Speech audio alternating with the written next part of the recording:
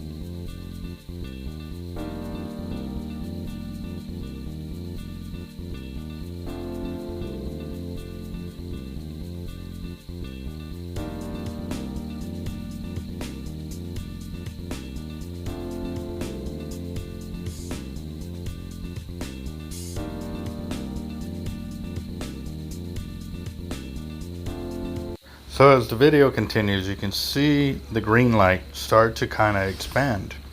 So that raises a big question for me, is why is there so much darkness in the other videos?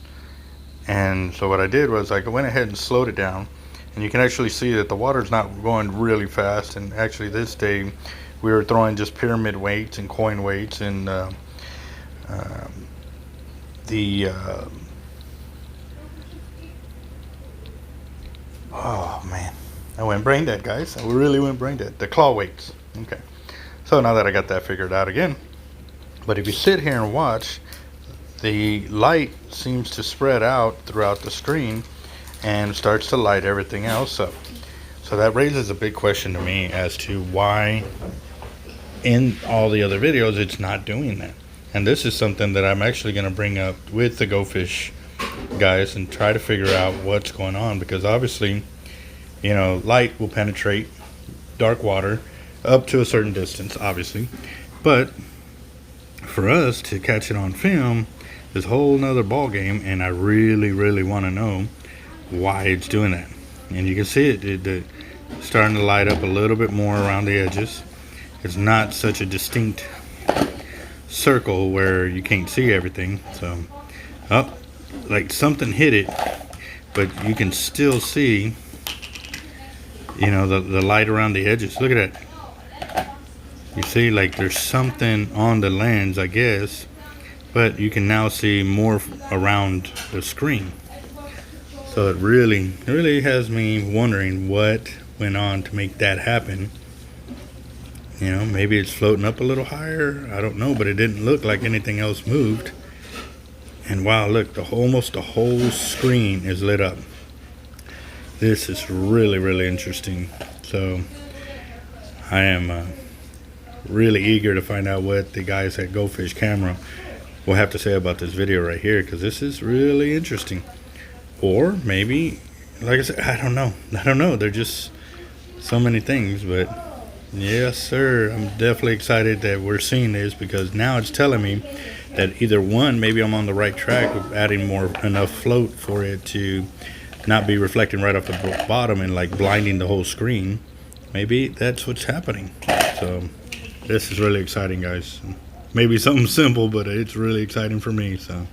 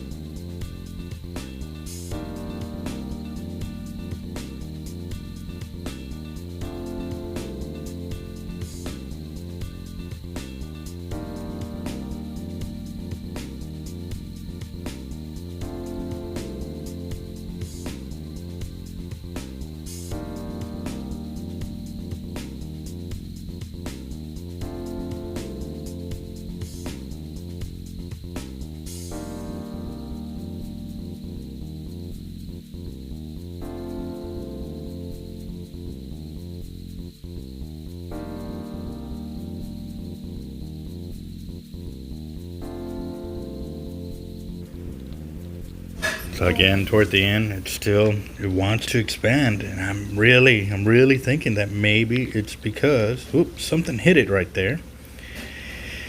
Oh man, what is it? What is it? Oh, it's me reeling in. So, that's really got me wondering as to what's going on there. So this is definitely going to be a learning video, which could possibly change the way we record at night. That's been one of the things that's really had me kind of scared. And even right there, you can see that now, when it comes up out of the water close to the surface, the whole screen lights up with the green light.